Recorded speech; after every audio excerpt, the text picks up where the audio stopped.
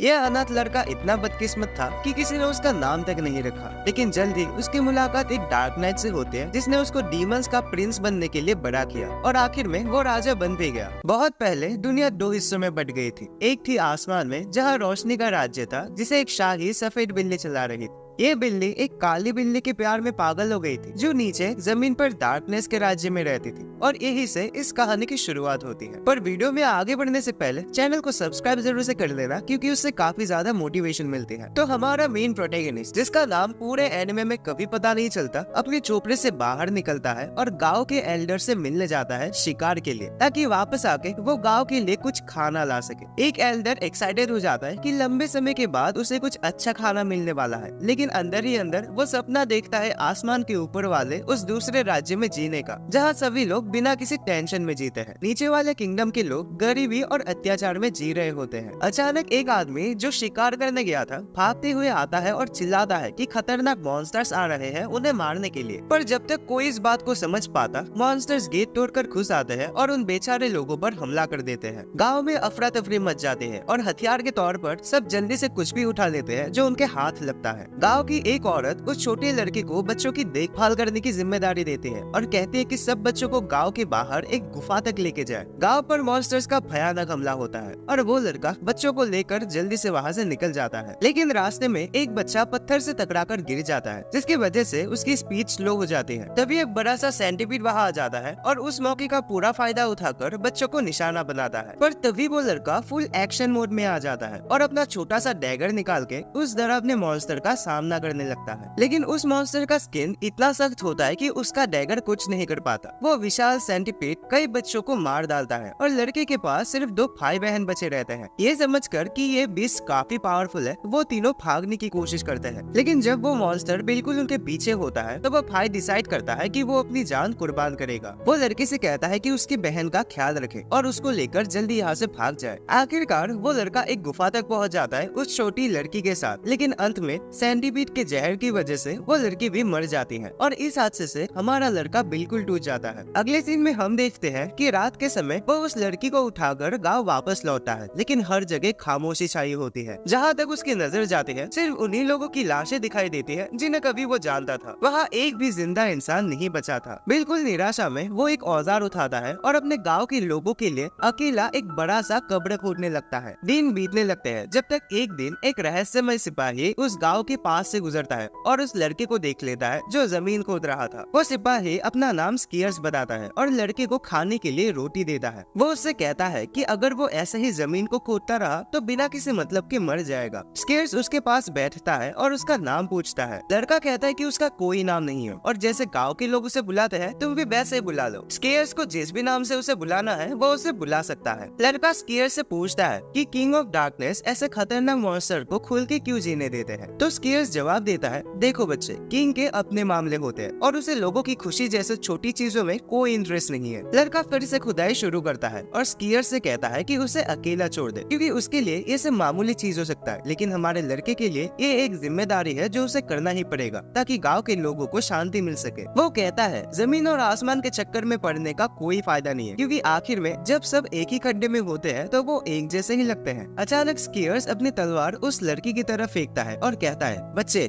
ये इस खुदाई से ज्यादा अच्छा रास्ता है। लड़का उस तलवार को उठाता है और बिना कुछ सोचे उसे निकाल देता है। वो स्कीयर्स के सामने तलवार चलाता है, लेकिन स्कीयर्स अपने एक्सपीरियंस की वजह से आसानी से उसके अटैक्स को रोक लेता है। लड़ते हुए स्कीयर्स बताता है कि एक वक्त था जब वो खुद किंग ऑफ डार्कनेस बनने की कोशिश कर रहा था, लेकिन उसे चुना नहीं गया। इस दुनिया में सिर्फ एक ही इंसान को ये अधिकार है कि वो जिंदगी या मौत दे सके, और वो ही है किंग ऑफ डार्कनेस। उनके बीच की लड़ाई के दौरान स्कीयर्स लड़की को समझाता है कि अगर वो अपने सपने को पूरा करना चाहता है और अपने देश को बेहतर बनाना चाहता है तो उसे खुद किंग ऑफ डार्कनेस बनना पड़ेगा। वो उसे इस कड़वी सच का सामना करवाता है कि किसी दूसरे की मदद उसकी तकदीर नहीं बदलेगी, उसे खुद ही ये करना होगा। लड़का चिल्लाते हुए बोलता है कि वो किंग बनेगा और इसके लिए उसे जो भी करना पड़े वो करेगा। वो स्कीयर्स पर अपनी पूरी ताकत से अटैक करता है और कहीं न कहीं स्कीयर्स की तलवार को अपने से दूर करने में सफल होता है। स्कीयर्स हंसी में गिर पड़ता है, जो लड़की को थोड़ा कंफ्यूज करता है। वो कहता है, मैंने कभी नहीं सोचा था कि मेरे सफर के अंत में ऐसा एक चमत्कार देखने को मिलेगा।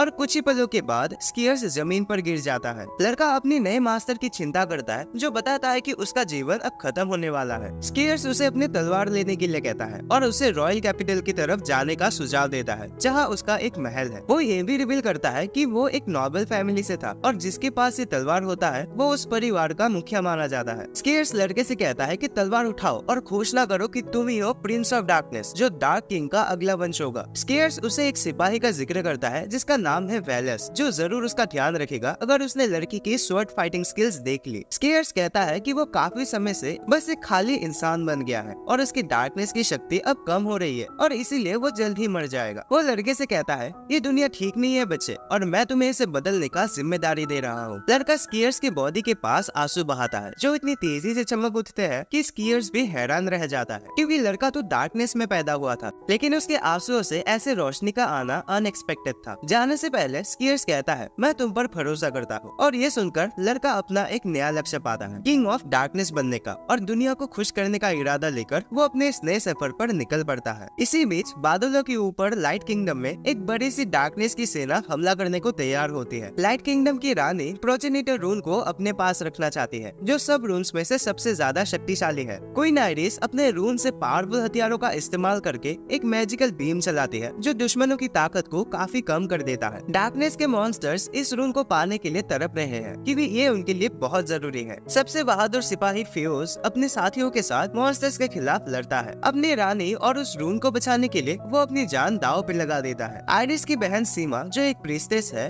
अपनी रून की शक्ति से एक कवच बना लेती है ताकि वो अपने सिपाहियों को एक्स्ट्रा प्रोटेक्शन दे सके। जब फाइनली वो मॉन्स्टर्स वहाँ से भाग जाते हैं, क्वीन आइरिस अपने महल में वापस चली आती है। यहाँ फियोस का छोटा भाई थियो अपने बड़े भाई और सीमा का वापस आने का इंतजार कर रहा होता है। सीमा अपनी चिंता फियोस के साथ शेयर करती है और कहती है कि आइरिस किंग ऑफ डार्कनेस को मारने में हिचकिचा रही है, क्योंकि वो मानती है कि डार्कनेस भी दुनिया में बैलेंस बनाए रखने के लिए जरूरी है। पर फियोस इसे इग्नोर करता है और सीमा को दिलासा देता है कि queen iris king of darkness को मारने के लिए पूरी तरह तैयार है। दूसरी तरफ आइरिस अपने एक प्रीस्ट से मिलती है और उनके अगले अटैक के बारे में सोच रही होती है, इसलिए वो फैसला करती है कि वो अपने सेना को और भी अच्छे से ट्रेन करेगी। इसी बीच वो बेनाम लड़का डार्क नाइट वेलस से मिलता है, जो स्कियर्स की तलवार उसके हाथों में देखकर सोचता है कि वो एक चोर है। स्कियर्स की तलवार वापस लेने के लिए वेलस फौरन उस पर अटैक करने का फैसला करता है, पर लड़का उसे बताता है कि स्कियर्स मर गया है, लेकिन वेलस गलत समझ लेता है और सोचता है कि लड़के ने स्कियर्स को मारा है। वेलस अपने डार्क स्पेल से उस पर हमला करता है, लेकिन जब उसे लगता है कि लड़का स्कियर्स का मुकाबला करने लायक नहीं है, तो वो उसे पूछता है कि आखिर वो यहाँ क्यों आया है। वो लड़का वेलस को बताता है कि स्कियर्स ने उसे अगला किंग ऑफ डार्कनेस बनने का जिम्मेदारी दिया है और अपना शाही तलवार भी उसे दे दी, ये वादा करवाते हुए कि अब वो प्रिंस ऑफ डार्कनेस है। ये सच्चाई समझने के बाद वेलस अपने तलवार वापस अंदर कर लेता है और लड़के को स्कियर्स के घर की ओर ले जाता है। दूसरी तरफ लाइट किंगडम के महल में सीमा क्वीन आइरिस को प्रोजेनिटर रूम के सामने प्रे करते हुए देखती है। सीमा मजाक करते हुए कहती है, तुम एक रानी कम प्रीस्ट से ज्यादा लगती हो, और पूछती है कि क्या पूरा डार्कनेस का राज्य प्रोजेनिटर रूम के पीछे है। आइरिस कंफर्म करती है कि ये सच है और डार्क किंग सबसे ज्यादा अपने स्वार्थ के लिए प्रोजेनिटर रूम को हासिल करना चाहता है, जबकि उनके लोग डार्क किंगडम में दुख उठा रहे हैं। आइरिस ये भी प्रे करती है कि अगला किंग ऑफ डार्कनेस पुराने जमाने की तरह दुनिया में बैलेंस बनाए रखेगा। तभी एक नाइट दौड़ते हुए कमरे में आता है और आइरिस को वेस्टर्न कैपिटल पर हो रहे एक हमले के बारे में बताता है। जो डीमन इस अटैक को लीड कर रहा था वो कोई और नहीं बल्कि खतरनाक बॉल था। आइरिस फौरन सीमा को फेओस के साथ मिलकर अपनी सेना तैयार करने का आदेश देती है। उसके बाद हम देखते हैं कि क्वीन आइरिस अपनी पूरी शान में उड़ रही होती है और सीमा अपनी टेलीपैथी की मदद से किंगडम के सभी लोगों को इन्फॉर्म करती है कि उनके राज्य के वेस्टर्न कैपिटल के पास खतरनाक मॉन्स्टर्स ने हमला कर दिया है। ये सुन के सभी नाइट्स अपने डिफेंसेस सेट कर लेते हैं बॉल को खत्म करने के लिए, जो इतना शक्तिशाली है कि सभी लोगों के मन में उसका खौफ फैलने लगता है। अब दूसरी तरफ हम देखते हैं कि बॉल उस जगह को अटैक कर रहा होता है और जो भी उसके रास्ते में आता है वो उसे मार डालता है। जहाँ जादूगर छुपने की कोशिश कर रहे थे, बॉल उन्हीं जगह को तबाह कर दे रहा होता है। जब बॉल जमीन पर मौजूद सेना को अपने पैरों से कुचलने वाला होता है, तभी एक शानदार और कूल सा एल्फ लीडर जिसका नाम है लॉर्ड एलेंसिया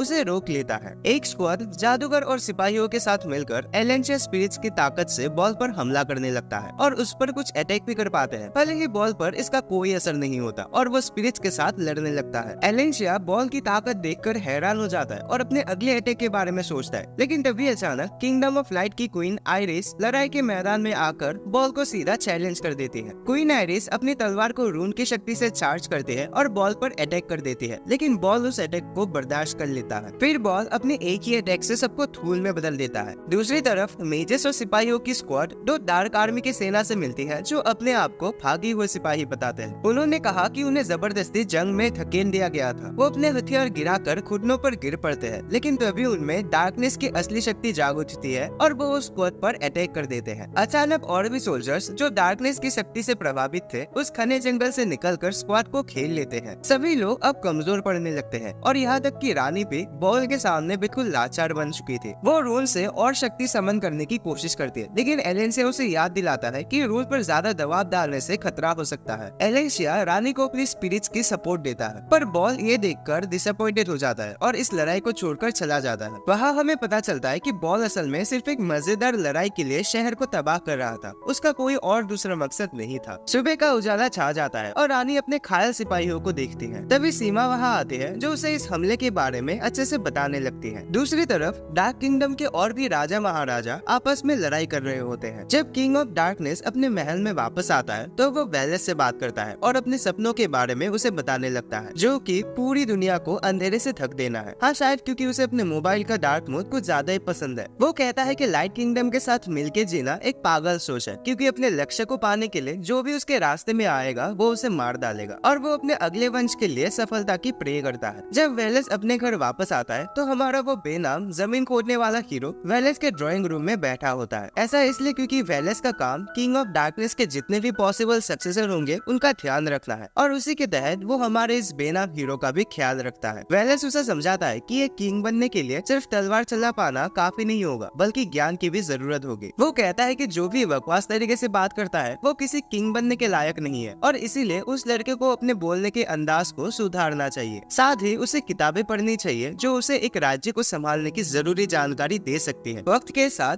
हम देखते हैं कि हमारा हीरो वेलेस के साथ तलवार चलाना सीख रहा है और साथ ही साथ वो पढ़ाई में भी दिलचस्पी ले रहा है। वो अपने इलाके में छोटे मोटे काम करने में लोगों की मदद भी करता है। धीरे धीरे वो लड़का थोड़ा मजबूत हो जाता है और उसे स्कीयर्स के कपड़े दिए जाते हैं, जो स्कीयर्स ने उसी उम्र में पहने थे जब वो उस लड़के जितना छोटा था। अब हम उस थ्रोन पे बैठने लायक एक दूसरे कैंडिडेट को देखते हैं, जिसका नाम लेडी गरोजा है, जो अपने आर्मी के साथ मैदान में आते हैं। उनका सामना 3 मॉन्स्टर जैसे क्रिएचर से होता है, जिन्हें लेडी गरोजा अपनी आग से आसानी से जलाकर राख कर देती है। अपने काम पर घमंड करते हुए लेडी गरोजा खुद में ही खो जाती है, लेकिन तभी एक बचा हुआ बीस्ट उन पर हमला कर देता है। पर लेडी गरोजा को उस अटैक के लिए तैयार होने का समय ही नहीं मिलता, लेकिन ठीक उसी वक्त हमारा हीरो आकर उस बीस्ट को अपनी तलवार से काट डालता है। लेडी गरोजा हीरो की हैंडसम शक्ल से इतनी इम्प्रेस होती है कि वो एक पल के लिए बेहोश हो जाती है। जब उसके सिपाही उसे होश में लाते हैं तो वो हीरो को रात के समय एक लोकल बार में इनवाइट करते हैं, ताकि वो उससे कुछ बातें कर सके। रात को लेडी गरोजा हमारे हीरो को बता रही होती है कि भविष्य में उससे क्या उम्मीदें हैं। वो कहती है कि अगर हमारा हीरो मेहनत करेगा तो उसे सच्चा प्रिंस ऑफ डार्कनेस माना जाएगा और उसे एक खास तलवार दी जाएगी जिसे वो शहर में घूम के शो ऑफ कर सकता है। लेकिन उन्हें पता नहीं होता कि एक लाल बालों वाला आदमी जिसका नाम एडल है उनकी बातचीत छुपकर सुन रहा होता है। इसी दौरान आसमान के महल में क्वीन आइरिस हाल ही में हुए इस अटैक के बारे में जांच कर रही होती है। उसे डार्कनेस से प्रभावित उन इंसानों के बारे में जानकर अजीब लगता है और आइरिस की सोच उन दिनों की तरफ चली जाती है जब वो रानी नहीं बनी थी। वो और उसकी बहन सीमा दोनों ही थ्रोन पर बैठने के लिए काबिल थे, लेकिन दोनों के बीच कोई जलन नहीं थी, क्योंकि उन्होंने वादा किया था कि उन दोनों के बीच जो भी चुना जाएगा दोनों एक दूसरे से नाराज नहीं होंगे। एक दिन रानी ने दोनों बहनों को एक टेस्ट के लिए बुलाया, लेकिन उसने तब तक कोई फैसला नहीं किया था। बाद में सीमा ने रानी बनने की जिम्मेदारियों के बारे में बात की और आइरिस को डिनर के लिए इनवाइट किया। ये भी बताया कि उनका दोस्त फेयोस उनसे मिलने के लिए उत्सुक है। आइरिस ने ये इनविटेशन एक्सेप्ट कर लिया और कहा कि वो भी फेयोस से मिलने के लिए एक्साइटेड है, जिसे काफी समय से वो नहीं मिली थी। उस रात डिनर के बाद फेयोस आइरिस को घर छोड़ने जाता है। रास्ते में आइरिस फेयोस से पूछती है कि क्या उसे लगता है कि वो एक अच्छी रानी बन सकती है। फेयोस सीधे जवाब नहीं देता, लेकिन वादा करता है कि चाहे कोई भी रानी बने वो उसके तलवार की तरह वफादार रहेगा। अगले दिन आइरिस अपने मन में डाउट्स लेकर दूर आसमान की तरफ देखती रहती है, जब अचानक एक डार्कनेस की बुरी शक्ति उसके सामने आकर खड़ी हो जाती है। कोई गार्ड्स आसपास नहीं होते, तो आइरिस प्रोजेनेटर रूम से थोड़ी शक्ति मांगती है। इस पावर का इस्तेमाल करके वो उस डार्क एंटिटी को मार गिराती है, जो उसके सेल्फ कॉन्फिडेंस को बूस्ट कर देती है। अचानक प्रोजेनेटर रूम उससे बातचीत करने लगता है और उसे थ्रोन का असली सक्सेसर घोषित करता है। ये सुनकर आइरिस अपने आप से वादा करती है कि वो एक शानदार रानी बनेगी और अपने सभी ड्यूटी निभाएगी, चाहे इस रास्ते में कितनी भी कुर्बानी देनी पड़े। वो सब कुछ करेगी ताकि ताकि दुनिया में लाइट और डार्क के बीच का बैलेंस वापस ला सके। आज के समय में डार्क किंगडम में हमारा हीरो कंपटीशन की तैयारी कर रहा होता है। निकलने से पहले वो वेलेस से पूछता है कि क्या वो टूर्नामेंट में आएगा, पर वेलेस मना कर देता है, बताता है कि उसे किंग के कुछ काम संभालने हैं। फिर भी वेलेस अपने हीरो में पूरी उम्मीद जताता है कि स्कीयर्स के परिवार का सदस्य ये कंपटीशन जरूर जीतेगा। हीरो वेलेस का शुक्रिया अदा करता है और टूर्नामेंट के लिए निकल पड़ता है। थोड़ी देर बाद हमारा हीरो एक कोलिशन में पहुंचता है, जहां वो सभी कैंडिडेट जो किंग ऑफ डार्कनेस बनना चाहते हैं आपस में लड़ेंगे। एरिना में लेडी गरोजा टूर्नामेंट के रूल्स बताते हैं, और वो है कि पार्टिसिपेंट्स को सबसे इविल क्रिएचर्स को हराना होगा और अगले राउंड के लिए खड़े रहना होगा। फिर वो बताती है कि विनर को इनाम के तौर पर एक लीजेंडरी स्वॉर्ड दी जाएगी, जिसे the great sword of black कहा जाता है, और सिर्फ अगला किंग ही इस तलवार को चला सकता है। टूर्नामेंट शुरू होता है और वो जवान कंपटीटर्स एक के बाद एक खतरनाक बीस्ट का सामना करते हैं, जिन्हें वो आसानी से हरा देते हैं। लेकिन एक कंटेस्टेंट एक मॉन्स्टर को हरा नहीं पाता जो उसकी तरफ आ रहा होता है। बाकी कंपटीटर्स इस दौरान मजे ले रहे होते हैं, क्योंकि कंपटीशन में अब कम लोग बचे हैं। लेकिन हमारा वो बेनाम लड़का तुरंत एक्शन में आ जाता है और उस कंटेस्टेंट की जान बचा लेता है। ये देखकर बाकी कंटेस्टेंट गुस्से में आ जाते हैं और उसे धमकी देते हैं कि वो ऐसा ना करे, क्योंकि उन्हें कंपटीशन को टफ बनाना है। फिर टूर्नामेंट के ऑर्गेनाइजर्स बैटलफील्ड पर एक साइक्लोप्स को छोड़ देते हैं। काफी कंटेस्टेंट इस तरह अपने साइक्लोप्स के हाथों मारे जाते हैं, लेकिन हमारा हीरो नहीं। वेलेस से सीखी अपनी सभी स्किल्स का यूज करते हुए वो साइक्लोप्स को आसानी से मार गिराता है। इस तरह टूर्नामेंट का पहला राउंड खत्म होता है और सिर्फ 2 ही कंपटीटर्स बचे होते हैं, हमारा हीरो और एडल, वो लाल बालों वाला लड़का जो पहले उनकी बातचीत सुन रहा था। और यहाँ हमें पता चलता है कि एडल भी थ्रोन पर बैठने लायक एक टफ कैंडिडेट है। फाइनल बैटल से पहले दोनों फाइनलिस्ट थोड़ा आराम करते हैं और बातचीत करते हैं। इस दौरान एडल हमारे हीरो का मजाक उड़ाने लगता है कि पहले राउंड में उसने कंटेस्टेंट की मदद की थी। एडल इसे एक कमजोरी समझता है और कहता है कि एक फ्यूचर डार्क किंग को किसी पर भी तरस नहीं खाना चाहिए और कोई दया नहीं दिखानी चाहिए। लेकिन हमारा हीरो इस बात से सहमत नहीं होता। उसका मानना है कि लोगों की रक्षा करना सबसे जरूरी काम है, चाहे कुछ भी हो जाए। दोनों ही अपने अपने विचार रखने के बाद वो फाइनल बैटल के लिए तैयार होते हैं। एक टफ स्ट्रगल के बाद बेनाम लड़का अपनी सभी स्किल्स का यूज करके एडल की तलवार को दूर फेंक देता है और उसे एक कोने में घेर लेता है। लेकिन जब उसके पास मौका होता है अपना आखिरी हमला करने का, वो ऐसा नहीं करता। एडल हैरान हो जाता है और पूछता है कि वो उसे क्यों नहीं मार रहा। तो हमारा हीरो समझाता है कि वो अपने वादे के खिलाफ नहीं जाएगा और उसका वादा ये है कि वो डार्क किंग बन के दुनिया में शांति लाएगा और सबकी मदद करेगा। एडल उसके इस नमूने सपने से तंग आकर अपनी तलवार वापस उठाने की कोशिश करता है, लेकिन वो लड़का उसे फिर से एक मुश्किल हालात में डाल देता है। फाइनली एडल हार मान लेता है और ये लड़ाई वही खत्म हो जाती है। जैसे ही बैटल खत्म होती है, लेडी गरोजा बेनाम लड़के को एक हकदार डार्क प्रिंस घोषित करती है और उसे इस थ्रोन का असली सक्सेसर बनाती है। अवार्ड सेरेमनी के बाद बेनाम लड़के को उसका इनाम मिलता है, वो लीजेंडरी ब्लैक स्वॉर्ड। एडल अपने आप को उस लड़के से इंट्रोड्यूस करता है और उसे अपनी सोच को बनाए रखने की गुजारिश करता है। बाद में वेलेस बेनाम लड़के से मिलता है और उसे टूर्नामेंट जीतने पर बधाई देता है। फिर वो उस लड़के को एक खास मिशन देता है जो सिर्फ डार्क प्रिंस ही कर सकता है, और वो होता है कि उसे एक संदेशा लाइट किंगडम की क्वीन तक पहुंचाना है। हमारा हीरो इस टास्क को एक्सेप्ट कर लेता है, पर वो ये भी जानता है कि वो अकेला नहीं जाएगा। एडल, जो दूसरा सबसे इम्पोर्टेंट कैंडिडेट था, इस मिशन में उसका साथ देगा। अगले दिन एडल और बेनाम लड़का एक जादुई चीज पर लाइट किंगडम के लिए रवाना होते हैं। रास्ते में एडल उसे याद दिलाता है कि लाइट और डार्क किंगडम के बीच जंग चल रही है, इसलिए एक संदेशा देना उतना आसान नहीं होगा। अगर उनकी किस्मत टट्टी निकले तो उन दोनों को सबसे पहले मारा भी जा सकता है, क्योंकि वो डार्क किंगडम के लोग हैं। इसलिए एडल फैसला करता है कि वो खुद ज्यादा खतरनाक रोल को निभाएगा, यानी एक पब्लिक मैसेंजर बनने का, ताकि हमारे नए प्रिंस की जान को कुछ खतरा ना हो। जब बेनाम लड़के को भविष्य का किंग ऑफ डार्कनेस बनने की उम्मीद थी, एडल उससे कहता है कि वो उसके बॉडीगार्ड का रोल निभाएगा, जो थोड़ा कम डिमांडिंग तो है पर वो ज्यादा खतरनाक है। गरोजा एडल के अचानक इस दोस्ती भरे स्वभाव से हैरान हो जाती है। कुछ घंटों के सफर के बाद वो अपने मंजिल पर पहुंचते हैं और वहाँ उनका सामना फेओस से होता है। शुरू में जनरल फेओस उन्हें नफरत के साथ पेश आता है, जिसकी वजह से बेनाम लड़के को अपनी तलवार दिखानी पड़ती है। लेकिन एडल अपनी अकल का इस्तेमाल करके सिचुएशन को संभाल लेता है और उनकी पहली मुलाकात में ही बुरा बिहेव करने के लिए माफी मांगता है। जब माहौल थोड़ा शांत हो जाता है, एडल फेओस से गुजारिश करता है कि वो उन्हें क्वीन के पास ले चले, क्योंकि उनके पास किंग ऑफ डार्कनेस का एक इम्पोर्टेंट मैसेज है जो उन तक पहुंचाना जरूरी है। पहले अपने शक के बावजूद फेओस इस रास्ते को मंजूर कर लेता है और उन्हें पैलेस तक गाइड करता है ताकि वो अपना मैसेज पहुंचा सके। कुछ देर बाद हमारा हीरो पहली बार के लिए क्वीन आइरिस से मिलता है और हमारा लड़का तुरंत क्वीन की खूबसूरती से दीवाना हो जाता है। फिर क्वीन और एडल, जो डार्क किंग के बॉडीगार्ड के रूप में था, उस लेटर के बारे में बात करते हैं। डार्क किंग एक कॉन्ट्रैक्ट बनाने की इच्छा रखता है ताकि बॉल को हरा सके, जो डिस्ट्रक्शन का अवतार है। बॉल लाइट और डार्क दोनों किंगडम में ही आकर तबाही मचा रहा था। आयरिस इस कॉन्ट्रैक्ट को लेकर इतनी श्योर नहीं थी क्योंकि डार्क किंग अपने धोखा देने वाली एबिलिटी के लिए मशहूर था। आयरिस को लगता था कि अगर बॉल का काम खत्म हो जाए तो डार्क किंग लाइट किंगडम के लिए एग्रेसिव हो सकता है, पर बेनाम लड़का फिर उसे समझाता है कि अगला किंग ऑफ डार्कनेस इतना पागल नहीं होगा। इसके बाद एडल आयरिस को बताता है कि किंग ने जल्दी ही अपना सिंहासन छोड़ने का फैसला किया है और अगला सक्सेसर शायद अभी के किंग जितना अनफ्रेंडली नहीं होगा। सभी जानकारी मिलने के बाद आयरिस अपने फैसले पर विचार करती है। अगले दिन फेयोस एडल और बेनाम लड़की को गेस्ट रूम तक ले जाता है। बेनाम लड़का फेयोस से क्वीन आयरिस के बारे में पूछता है, लेकिन फेयोस तुरंत उसे चुप करा देता है क्योंकि वो डार्क किंगडम के लोगों से नफरत करता था। जाने से पहले फेयोस उन्हें याद दिलाता है कि वो दोनों लाइट के दुश्मन हैं। फेयोस के जाने के बाद एडल हमारे लड़के को याद दिलाता है कि उन्हें सावधान रहना चाहिए। एडल को लगता है कि उसका और बेनाम लड़के का बुरी तरह से भेदभाव किया जा रहा है जब से उन्होंने किंगडम ऑफ लाइट में कदम रखा है, लेकिन हमारा लड़का पॉइंट आउट करता है कि क्वीन आयरिस ऐसी रानी नहीं है और वो बाकी लोगों से अलग है। और बेनाम लड़के की इस बात को सुनकर एडल को उम्मीद होती है कि क्वीन उनके हक में फैसला करेगी। अगले दिन एडल और बेनाम लड़का क्वीन के फैसले को सुनने के लिए जाते हैं। फैसला सुनाने से पहले आयरिस हमारे हीरो से एक सवाल पूछती है जो एडल को हैरान कर देता है। आयरिस पूछती है कि ब्लैक के लोग इस कॉन्ट्रैक्ट के बारे में क्या सोचते हैं। इसके जवाब में हमारा लड़का बताता है कि डार्क किंगडम के लोग भी बॉल के हाथों नहीं मरना चाहते और उसे ऐसा लगता है कि ये कॉन्ट्रैक्ट दोनों किंगडम्स के लोगों की जान बचा सकता है। ये सुनने के बाद आयरिस फैसला लेती है कि वो डार्क किंगडम के साथ मिलकर बॉल को मारने के लिए सपोर्ट देगी, दोनों किंगडम्स के लोगों के फायदे के लिए। अगले दिन आयरिस डार्क किंगडम के लिए रवाना होती है ताकि इस नए कॉन्ट्रैक्ट पर अपना फैसला सुना सके किंग ऑफ डार्कनेस के साथ। लाइट किंगडम के पैलेस में फेयोस सीमा को बताता है कि क्वीन आयरिस डार्क किंगडम के लिए निकल चुकी है। फेयोस ये भी रिवील करता है कि जब तक क्वीन वहाँ है एडल और बेनाम लड़की को उनके यहाँ पूछताछ के लिए रखा गया है। सीमा को डर होता है कि क्वीन के ना होने पर एडल और बेनाम लड़की को किंगडम पर अटैक करने का मौका मिल सकता है, लेकिन फेयोस उसे तसल्ली देता है कि वो पैलेस की देखभाल करेगा और ऐसा बिल्कुल नहीं होने देगा। फेयोस को तो ये भी लगता है कि एडल और बेनाम लड़का दोस्ती करने के लायक है और उन पर यकीन किया जा सकता है। इसी बीच डार्क किंगडम में डार्क किंग की आर्मी बॉल के खिलाफ लड़ाई के लिए तैयार हो रही होती है और हमेशा की तरह वेलेस और गरोजा आर्मी की कमान संभालते हैं, लेकिन अचानक बॉल वहाँ आ जाता है और तबाही मचाने लगता है। वेलेस अपनी सेना को लीड करता है, लेकिन बॉल उनके सिपाहियों को मक्खियों की तरह उड़ा देता है। बॉल की शक्ति देखकर वेलेस हैरान रह जाता है, जबकि बॉल उनके कमजोर होने पर मजे लेता है। गरोजा अपने रॉक मैजिक से बॉल पर हमला करती है, लेकिन बॉल आसानी से उससे बच के गरोजा को मारने के लिए दौड़ता है। गरोजा अपने पावर्स का इस्तेमाल करके एक बहुत ही पावरफुल एरो बनाती है, लेकिन बॉल पर इसका भी कोई असर नहीं होता। डार्क आर्मी अपनी पूरी ताकत से बॉल के खिलाफ लड़ती है, लेकिन वो सब हार जाते हैं। आखिर में सिर्फ वेलेस और गरोजा ही बचे रहते हैं, जो अब सभी के आखिरी उम्मीद बनकर खड़े हैं। गरोजा एक और ब्लास्ट भेजने की कोशिश करते हैं, जबकि वेलेस अपनी तलवारों को बुलाता है। दोनों ही अपनी फुल पावर से लड़ते हैं, लेकिन बॉल के सामने उनकी सारी मेहनत बेकार हो जाती है। बॉल एक जोरदार आवाज निकालता है, जिससे वेलेस और गरोजा हिल भी नहीं पाते और उनकी जान खतरे में आ जाती है। अचानक डार्क किंग खुद बीच में आ जाता है और अपने दो बचे हुए वॉरियर्स को प्रोटेक्ट कर लेता है। अब डार्क किंग और बॉल का आमना सामना होता है। डार्क किंग काफी कॉन्फिडेंट होता है कि वो बॉल को जिंदा नहीं छोड़ेगा। किंग लगातार बॉल पर अपने अटैक्स करता है, लेकिन बॉल उन्हें आसानी से रोक लेता है और डार्क किंग को टॉन्ट मारता है कि वो अपने इस बड़े टाइटल के लायक नहीं है। इसी बीच क्वीन आयरिस प्रोजेनेटर रून की मैजिक पावर्स का इस्तेमाल करके बॉल को बांध लेती है। ये देखकर डार्क किंग को एक मौका मिल जाता है और बॉल को हमेशा के लिए टार्डस नाम के एक वोल्केनो में कैद कर दिया जाता है। जब आसमान बॉल के हारने से साफ हो जाता है, आयरिस महसूस करते कि वो अब डार्क किंग के सामने खड़ी है और अपने वादे को पूरा करने के बाद आयरिस डार्क किंग को छोड़कर वापस अपने किंगडम के लिए निकल पड़ती है। लाइट किंगडम में सीमा एडल और बेनाम लड़के से मिलती है। एडल उससे फ्लर्ट करने लगता है, लेकिन सीमा उसकी बातों पर बिल्कुल भी ध्यान नहीं देती। सीमा उनसे डार्क किंगडम के लोगों के बारे में पूछती है। एडल बताता है कि डार्क किंगडम के लोग कोई लड़ाई नहीं चाहते, लेकिन जो भी डार्क किंग का विरोध करता है उसे मार दिया जाता है, जो उनके किंगडम को एक तरह का जेल बना देता है। अचानक बेनाम लड़का कुछ देखकर तेजी से भागता है, जो सबको हैरान कर देता है। बाहर सीमा नोटिस करती है कि क्वीन आयरिस वापस अपने किंगडम में आ गई है। बेनाम लड़का तेजी से जाकर क्वीन आयरिस को मिलता है, जो थकान के कारण बेहोश होने वाली होती है। किस्मत से हमारा हीरो वक्त पर पहुंचता है और आयरिस को गिरने से बचा लेता है। बेहोश होने से थोड़ी देर पहले आयरिस ये बताती है कि उसने कॉन्ट्रैक्ट की शर्तें पूरी कर दी है। तेओस और सीमा उस जगह पर पहुंचते हैं जहां आयरिस बेहोश हुई थी और सीमा को अंदाजा लग जाता है कि आयरिस ने शायद अपनी पावर्स का काफी ज्यादा इस्तेमाल किया होगा, इसलिए वो बेहोश हो गई है। दोनों तुरंत आयरिस को पैलेस ले जाते हैं, जबकि एडल और बेनाम लड़का अपने गेस्ट रूम में वापस चले जाते हैं। पैलेस के अंदर सीमा अपनी मैजिक का इस्तेमाल करके आयरिस को ठीक कर देती है। सीमा बताती है कि आयरिस ने खुद ही प्रोजेनेटर रून की इंटेंस ताकत का एक जरिया बनने का फैसला किया था और इसी वजह से वो अपने आप पर ज्यादा जोर डाल देती है ताकि अपने पावर का सही इस्तेमाल कर सके। यहाँ गेस्ट रूम में एडल रिवील करता है कि उसे सीमा पर बहुत बड़ा क्रश है और एडल ये भी जानता था कि बेनाम लड़के को क्वीन आइरिस पसंद है। बेनाम लड़का गुस्सा हो जाता है कि एडल उसे ये सब तब क्यों बोल रहा है जब आइरिस की तबीयत इतनी खराब है। तभी फेयोज उनके रूम में आता है और उन्हें बॉल के हार की खबर देता है। अपना काम पूरा होने पर एडल फैसला करता है कि अब उसको और बेनाम लड़की को वापस डार्क किंगडम चले जाना चाहिए। इसी बीच डार्क किंगडम में गरोजा अपने घर वापस जा रही होती है ताकि पिछले थका देने वाली लड़ाई के बाद वो थोड़ा रेस्ट कर सके। लेकिन रास्ते में उसकी मुलाकात बेलेस से होती है जो उसे एक मैसेज देता है जिसको उसे किंगडम ऑफ लाइट तक पहुंचाना था। अपने थकान के बावजूद गरोजा इस टास्क को एक्सेप्ट कर लेती है क्योंकि इस बहाने वो प्रिंस ऑफ डार्क से मिल सकते हैं जिस पर उसे क्रश था। लाइट किंगडम के पैलेस में एडल और बेनाम लड़का वापस क्वीन आइरिस से मिलते हैं जो अब तक रिकवर हो चुकी थी। एडल उसका शुक्रिया अदा करता है बॉल को हराने में मदद करने के लिए। एडल आगे बताता है कि उसका इरादा है कि वो डार्क किंग को सजेस्ट करेगा कि वो लाइट किंगडम के साथ लड़ाई बंद कर दे। फेयोज तुरंत पॉइंट आउट करता है कि अगर एडल ने ऐसा कुछ कहा तो उसकी मौत भी हो सकती है, लेकिन एडल को फिर भी लगता है कि उसे उन लोगों की आवाज बनकर बोलना चाहिए जो डार्क किंगडम में भी युद्ध नहीं चाहते। तभी एक गार्ड लाइट किंगडम के रानी के पास आकर उन्हें इन्फॉर्म करता है कि डार्क किंगडम से एक मैसेज आया है। गरोजा रूम में एंटर करती है और रानी को बताती है कि डार्क किंग ने ये रिक्वेस्ट की है कि दोनों किंगडम्स के बीच एक शांति का माहौल तब तक बनाए रखे जब तक डार्क किंगडम में बॉल के अटैक्स का नुकसान रिपेयर नहीं हो जाता। क्वीन आइरिस इस रिक्वेस्ट को एक्सेप्ट कर लेती है। अब आइरिस गरोजा, एडल और बेनाम लड़के को पैलेस में मेहमान बनाकर रखने का फैसला करती है। क्वीन डिसाइड करती है कि वो तीनों को लाइट किंगडम के आसपास घुमाएगी और पूरे राज्य को दिखाएगी। क्वीन अपने मेहमानों को थियो से मिलवाती है जो इनिशियली थोड़ा डरा होता है क्योंकि उसे लगता है कि ये लोग डार्क किंगडम के एनिमीज है, लेकिन जब उसे पता चलता है कि हमारा हीरो एडल और गरोजा फ्रेंडली है तो वो रिलैक्स्ड हो जाता है। थियो असल में वहाँ के जो जख्मी और क्यूट मॉन्स्टर्स है जिनको स्टार तनुकीस कहा जाता है उनको हील करने की कोशिश कर रहा था। उसका बड़ा भाई फेयोस ये देखकर हैरान रह जाता है कि थियो हीलिंग मैजिक का यूज कर रहा है। थियो बताता है कि उसने ये मैजिक सीमा से सीखी थी। गरोजा ऑब्जर्व करती है कि लाइट किंगडम के स्टार तनुकीस कितने अच्छे स्वभाव वाले हैं जबकि डार्क किंगडम में ये बिल्कुल बदमाश और शैतान होते हैं। फेयोस हंस के कहता है कि डार्क किंगडम के लोग खुद भी सिर से पांव तक काले कपड़ों में ही रहते हैं। इस पर एडल भी रिप्लाई करता है कि लाइट किंगडम के लोग सफेद ड्रेसेस पहनते हैं और ऐसे ही इन दोनों किंगडम के अलग अलग फैशन स्टाइल्स की बातें करके सभी लोग हंसने लगते हैं। गरोजा सजेस्ट करते हैं कि क्यों ना वो अपनी ड्रेसेस एक्सचेंज करे और सीमा भी इस आइडिया को सपोर्ट करती है। सबसे पहले फेयोस और एडल अपने कपड़े बदलते हैं। जब फेयोस एडल के कपड़े पहनता है जो थोड़ा रिवीलिंग होता है तो उसका स्लीपर विल मतलब जो उसका फुल सिक्स पैक्स वाला बॉडी है वो और ज्यादा अच्छे से देखने लायक हो जाता है और सब फिर से हंस पड़ते हैं। एडल दूसरी तरफ ज्यादा एक्साइटेड नहीं होता उस आर्मर को पहनने के लिए। गरोजा फिर डिसाइड करती है कि वो आइरिस के साथ ड्रेस एक्सचेंज करेगी, लेकिन सीमा उसे बताती है कि डार्क किंगडम का एक मैसेंजर क्वीन का ड्रेस नहीं पहन सकता। इसीलिए गरोजा अपना ड्रेस आइरिस को दे देती है और खुद को एक टॉवेल से ढक लेती है। जब आइरिस गरोजा का ड्रेस पहनती है तो वो उस पर थोड़ा लूज लगता है क्योंकि आइरिस गरोजा जितनी बड़ी नहीं है। फिर सीमा और गरोजा अपने कपड़े एक्सचेंज कर लेते हैं और दोनों बाहर जाकर लड़कों का ओपिनियन लेने का डिसाइड करते हैं। एडल हमारे हीरो के कंधे पर हाथ रखकर उनमें से एक चूज करने के लिए कहता है, पर हमारा लड़का शर्मा कर एक उलझा हुआ जवाब देता है। फिर सभी लोग चेस खेलने का प्लान बनाते हैं, लेकिन मजे की बात ये होती है कि उनका कमांडर फेयोस सबसे बार बार हार रहा होता है। अब ऐसे ही टाइम वेस्ट करते करते सबको भूख लग जाती है तो सीमा सजेस्ट करते हैं कि सभी लोग मिलकर एक बढ़िया से डिनर करते हैं। सीमा सबके लिए खाना बनाती है और गरोजा भी कुछ खाना प्रेजेंट करते हैं जो वो डार्क किंगडम से साथ लाई थी। एडल को लाइट किंगडम का खाना थोड़ा प्लेन लगता है और हमारा हीरो और गरोजा भी इस बात से एग्री करते हैं। कहते हैं कि खाने में थोड़ा और मसाला होना चाहिए था। जब आइरिस, थियो, फेयोस और सीमा गरोजा का खाना टेस्ट करते हैं तो उन्हें ये बहुत ज्यादा नमकीन लगता है। सीमा को तब एहसास होता है कि डार्क किंगडम का खाना ज्यादा ही मसालेदार होता है, तो इसीलिए हमारा हीरो गरोजा और सीमा के खाने को मिला देता है जो उनके टेस्ट के लिए परफेक्ट बन जाता है। बाकी लोग भी उसकी तरह मिक्स करके खाते हैं और उसके टेस्ट से चौंक जाते हैं कि डार्क और लाइट किंगडम के खाने का परफेक्ट मिक्सचर बन गया था। वो डिलीशियस खाना खत्म करने के बाद